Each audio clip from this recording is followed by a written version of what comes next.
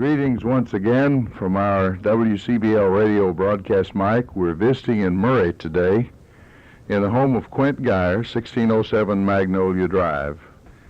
As you know, we produce this program for the State Library Service in Frankfort, for the Marshall County Library in Benton, for the Murray State Library Files, and WCBL Radio. I'm Ray Mofield, and as we said, we're visiting Quint Guier today. And I believe he's tied a record as far as I'm concerned. Miss Minnie Thompson I interviewed when she was 101 years old. And I believe that Mr. Guier is that age. How are you, sir? I'm fine. And your birthday is what, about the 22nd of December? That's right. I was born 22nd day of December, 1882. And so you're coming up on 102. Yes. You know, we had a lot of pleasure last year at the Jackson Purchase Historical Society meeting in giving you a life membership. Yes, I remember that. I appreciate it. Well, we hope you enjoy it for many, many years to come. Now, of course, you've done a lot of things in your life, and we'll try to get you to mention them, but one thing we always establish first is something on genealogy. Could you tell us the name of your father and mother? My father was Frederick Hilson Guier, and my mother was Sally Ann Harris, both born in Trigg County, Kentucky. Yesterday was my father's birthday anniversary. He was born the 4th day of June, 1858. Prior to the war between the states, Yeah. long time ago. Yeah. So we have a connection there. And He'd be 127 years old today if he were living. Well, I suppose that you have lived a great and long and useful and colorful life by my judgment, at least. Usually we ask people to what they attribute that. You have any theories on this? Well, I don't know if the way I've lived had anything to do with my longevity or not, but I don't smoke, and I don't chew, and I don't drink, and I eat when I'm hungry, I drink when I'm thirsty, Yes, sir. and I sleep when I'm sleepy, and when I'm tired, I rest. Well, great. That sounds as if it's good care for the body. Now, you two, were you born in Trigg County? Yes. Do you know anything about your ancestors other than your father and mother? Could you tell? Oh, yeah. I know my family history from Germany on to now. I know more about the family and some other things than anybody else living in Kentucky. I know more about Daniel Boone and this family than any living person, Yes, sir. because Daniel Boone grew up in my great-great-grandfather's blacksmith shop. Learned to make rifles, repair rifles, learned to make horseshoes, and make the nails, and nail them on the horse's feet. Well, now that is a part of your history that I wasn't aware of, Yeah. Mr. Guier. Tell us a little more. Where was this? Well, Was it in the Pennsylvania or the North Carolina days? it's in the North Carolina. My great-great-grandfather was Philip Guier. His wife was Margaret Tritt. She was the daughter of Boston Tritt. And he was my great-great-great-grandfather, and they lived in Pennsylvania. And they had the religious belief called Moravians, but I don't know what that tenet is. But they didn't believe in war, so they talked against the war and so on and so on. And they were not popular in Pennsylvania in the early Revolutionary period. So they left Pennsylvania and went to North Carolina. And they was about 2 years on the trip. Went overland, and when their provisions gave out, they'd stop and plant beans and corn and on and make provisions. Then they'd travel till it gave out. When they landed in North Carolina on the Yadkin River, they joined a group of about 5 or 6 families that lived in a close unit on about 1.5 acres of land against the inroads of the Indians. And there was Balser Tritt, Philip Guier, and Daniel Boone's father, and George Bradley, John Wilfong, Isaac Shelby, who once became governor of Kentucky twice, and the Bryant family. When Daniel Boone grew to be a man, he married Rebecca Bryant, and they all lived there in that settlement on 2 acres of land. Well, that is a most interesting story. And in 1874, after Daniel Boone had married, then he before that, though, he made a long trek into Kentucky. I believe that in a long hunt. And Daniel had a bad name because the people thought he didn't take care of his family. But he was not hunting in Kentucky just for the pleasure of it. In those days, the clothing for the people usually was deerskin. Mm-hmm. And he was hunting to get, there's no way to make a living, no way to make a dollar. So he was hunting for deerskins, and he killed 100 or 2 in that year. And then his brother went to see him in Kentucky and brought a horse. And they loaded his skins on the horse's back and started back to North Carolina, and came upon a group of Indians that robbed them of all their skins. So the brother went back to North Carolina with the horse and left Daniel in Kentucky. Well, in about 6 or 8 months, the brother came back and brought his brother-in-law by the name of Stewart. And so Daniel and his brother, I believe his brother was named Ezekiel, I'm not sure about that. But he and his brother went out to hunt and left the Stewart to guard the cache of deerskins. The Indians found him and burned him alive and took the skins.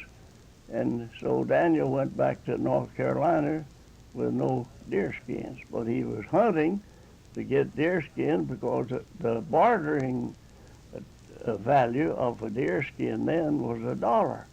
So that's where we get the value of $1 being a buck. Yes, sir. Mm-hmm. Yeah. Another most interesting story. You're full of them. That is wonderful. Glad to hear all of those things. Now, just go right ahead and bring us up. Well, Daniel Boone, when he came back, told such a fabulous story of Kentucky that he took a group of about 30 men and went back to Kentucky and built a fort on the Kentucky River and named it Boonesboro. Well, in 1774 then, he collected a group of 60 people and started the trek to settle in Kentucky at Boonesboro. When the group reached about where Kentucky and Tennessee and Virginia all joined, the Indians, about 4 or 5 of them, attacked the 3 guards on the rear and killed James Boone. And the grapevine message went forward, and old people shouting the news. And Daniel and 8 men then unloaded their horses and came back to do battle. But the Indians had fled. So they buried James Boone then, and the people were upset considerably. So they took a vote, what shall we do? Well, half of them said, well, let's go back to North Carolina, and about half said, no, let's go on. And that divided the group, but Daniel was a good man to settle disputes. So he says, well, here's a narrow valley over here in Virginia. Let's camp there this year and grow all the food we can, and then next spring, if there's no sign of Indians, we'll take a vote again and see what we shall do. So that's what they did. Mm-hmm. Spent the summer and the winter, and then the spring of 1775, they took a vote, and they all voted, let's move on. So they moved on into Kentucky and settled at Boonesboro in the fort in June 1775. Then there was two old women, Louis and Polly McCain. I don't know how they ever got to West Kentucky, but they were nice old women and sisters, and they married brothers. But their brothers were killed in the Indian Wars in early Kentucky. But their father and mother came to Kentucky with the Daniel Boone group and lived in the fort at Boonesboro. Mm-hmm. Well, when I was a boy about 8 or 9 years old, these old women lived in a little log cabin by themselves. And when it was bad, cold weather, my father would say, Quint, would you like to go over and spend the night with Aunt Louie and Polly and keep a fire for them and see that they didn't freeze? Well, I would go and stay with them at night, and they both smoked a pipe. And one would sit on one side of the fireplace and one on the other and smoke their pipe. Were they clay pipes? No, they were stone pipes. Yes, okay. Made out of clay, though. Mm-hmm. And they'd blow their smoke up the chimney, and they'd say, Quint, you're a nice little boy. We don't want you to smoke, so we don't want to bother you with our smoke, so we'll blow it up the chimney. Mm-hmm. And they'd knock their pipe, the fire out of their pipe, and then I'd put on a chip or a chunk or two on the fire and light the cabin up, and we'd sit and talk. And they'd talk about Daniel Boone and his family in Boonesboro. They were born outside of the fort. I don't know, not very many years afterwards, though. Uh-huh. And they'd tell me all of the stories about Daniel Boone and all his family.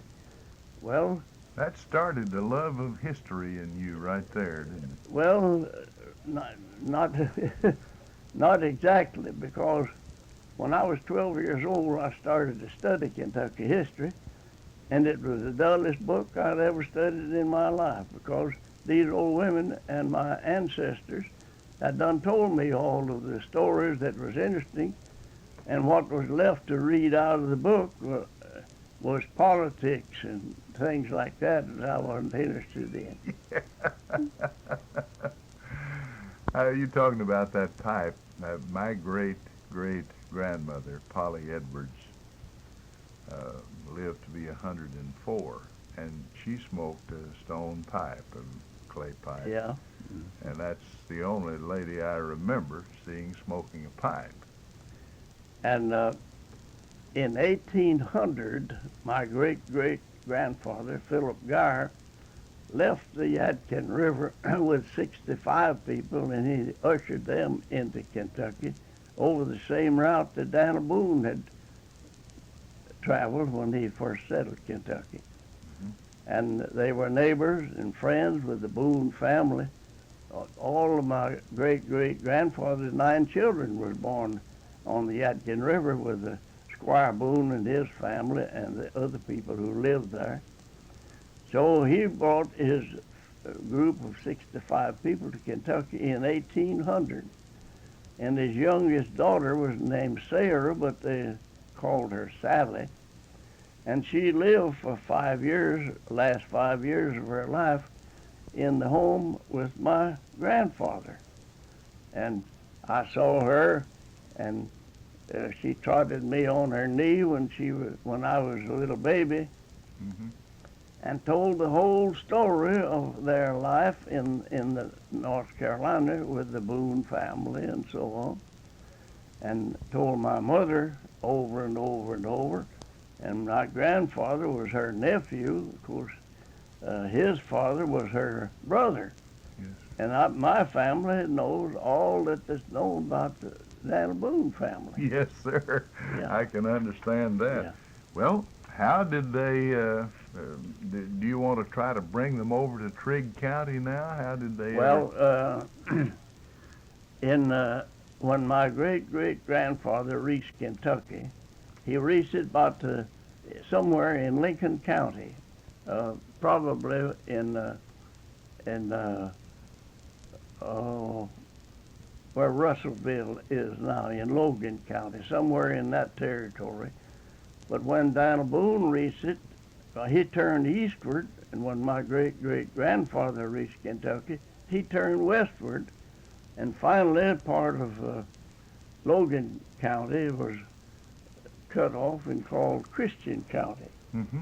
And it reached all the way to the Tennessee River. And then originally, Kentucky was Menifee County, Virginia. And then after the Revolutionary War, the territory west of the Appalachian Mountains, or the Alleghenies, was divided into three parts: Washington, Jefferson, and Lincoln. And Lincoln County was the western part and extended all the way to the Mississippi River. Yes. And after that, the division kept one after another of counties being cut off till Trigg County was cut off of Christian County in 1820. Well, my great-great-grandfather lived in Christian County when he got into Kentucky. And then in 1808, he bought 456 acres of land from Abraham Boyd, who owned a ferry service at Canton, Kentucky. So he built a double log house 1/2 mile east of Canton, just about where the stone quarry is now. Was he kin to Lynn Boyd? Yeah, Abraham Boyd was. Yes. And Lynn Boyd and Charles, I think, were brothers. And when Lynn was a congressman, he coaxed Jenny Lind, that nightingale from Sweden, to come and sing in the old hotel at Canton. Yes, sir. And so and Lafayette spent a night there too. And when President James K. Polk went to Washington, he came down to Cumberland River. He spent a night or two at the old hotel and then went over stage line to Washington. We've had a lot of famous visitors in this area. Yeah. Mm-hmm. Well, when the Indians were all the treaty between the Chickasaw Indians and Andrew Jackson and Isaac Shelby in 1818. They bought the territory between the Mississippi River and Tennessee River from the Ohio River south to Vicksburg for $300,000. Well, that opened up the territory we now know as Jackson Purchase. Well, when that long trek called the Trail of Death, when they moved all the Indians over the route, and they crossed Christian County and Caldwell County. Well, my great-great-grandfather's children got on horses and rode over and sat and watched them all day long, because Indians in North Carolina sometimes attacked and sometimes stole the cows and horses and so on. So they wanted to see them moved. Mm-hmm. And they told the story of how they treated the Indians. Well, another great era in American history. Yeah. Well, let's see. You or at least I read somewhere, that you lived in Marshall County 42 years. Yeah, yeah. How did you ever get over to Marshall? What brought you there? Well, I attended Valparaiso University for 3 years In Indiana. in Indiana, Mhm. and my sweetheart lived in Marshall County, about 300 or 400 yards over in Marshall County line. And I'd come to home in, say, 1st of June. And I'd work or do anything to earn money to go back to college in September. Well, I worked through one summer for her father. Then she and I got to be sweethearts. And after 3 years, well, then we decided we'd marry. Well, I came home at the end of my 3rd year, and I was going to teach school at Hickory in Graves County, a little town between Mayfield and Paducah. I would earn $400 at that. And so we thought we'd marry, and she'd go back home with me and live with me at Valparaiso. And I aimed to study medicine when I finished my college degree. But at the same time then, her father and mother got sick, and she couldn't leave home. Well, we couldn't marry and let me go back and be gone a whole year and leave her at home. She was the only child, so she had to stay with her father and mother. So we decided we'd marry anyhow and let the world do to us what it could. Well, at the same time, I had an offer of being the cashier of a little bank at Kirksey, Kentucky. Well, I thought that'd work out pretty good. I'd be maybe a banker instead of a doctor. Yes, sir. And so I took that job, and finally then the big banks here in the county closed it up by paying 8% interest on money to get people to draw it out of their bank and bring it here to mortgage. So the Kirksey Bank closed. And about the same time then, the father and mother both got sick, and we had to go back and live with them. And they died 9 days from each other. That was in 18 and 24, 23 it was. And when they died, she said, and so What was did I. this between Brewers and Hardin, along in there somewhere? It was between Brewers and the Callaway County line, Yes. 1 mile south of Brewers. Mhm. Well, we would sell the farm and the cattle and all, and then we would go back and you could finish your college course and take a course in medicine. So we advertised the farm for sale and couldn't get a bid on it. We said, well, we're born and raised on a farm. We know what farm life is. We'll just stay on the farm, make a crop this year, and offer for sale this fall. But the economic conditions was worse in the fall than they were in the spring, and we couldn't get a bid on it then. So we were stuck with the farm for 42 years. Yes. Yeah. Now, your wife's name was what? Lola Brazel. And did you have any children? Yeah, I had one, Martha. Martha Guier, and of Yeah. course I know her. Yeah. She teaches, works at the university. I went to college with her. Yeah. Well, that's an interesting career. In fact, I suppose it would be the working career of many people's whole lifetime, 42 years. Yeah, well, there's a whole lot of little incidents all through that that's not too important as far as history goes. They might be interesting to us. I'll tell a few of them. Or maybe how did you come to leave Marshall County? Well, we came to Kirksey when I was a cashier of the little bank there, Mm-hmm. and bought a home there and lived 2 years. And then when the bank closed, we went back and lived with their father and mother, take care of them, When they died, we were stuck with the farm, Mm-hmm. 152-acre farm, and she was the only child. So that's how it came us to be farmers. We didn't aim to be. You eventually, though, somebody offered you, if it's out around Brewers, that was fairly level, good land. Yeah.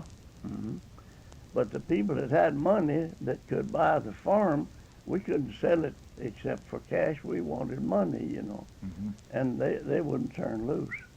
They just wouldn't buy anything. What did you grow? Corn and tobacco? Corn, tobacco, and wheat, and oats, and soybeans, and strawberries. Yeah, the typical Yeah.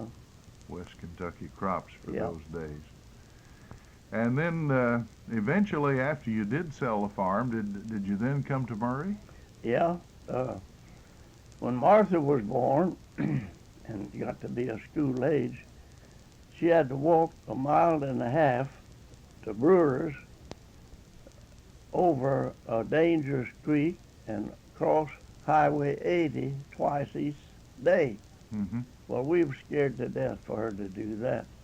Sometimes it come a hard rain, this creek could get up to be 200 yards wide, and she'd be on one side, and we could see her and wave at her, and we'd be on the other.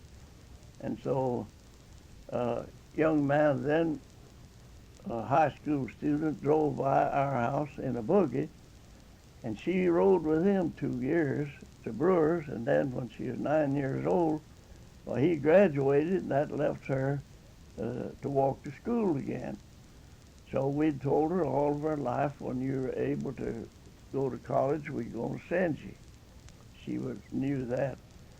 So we had lost $2,000 in the First National Bank failure in Murray. While we had a little money left, we come to Murray and bought property and moved here and put her in the training school. Mm-hmm. And she stayed here in the training school, through training school, the grades in high school and college, and graduated in 1946.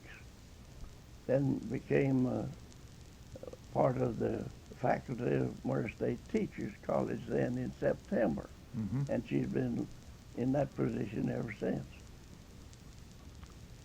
Well, there are hundreds of questions that sort of roll up inside of me, but I understand that before long we're going to have another Jesse Stewart workshop.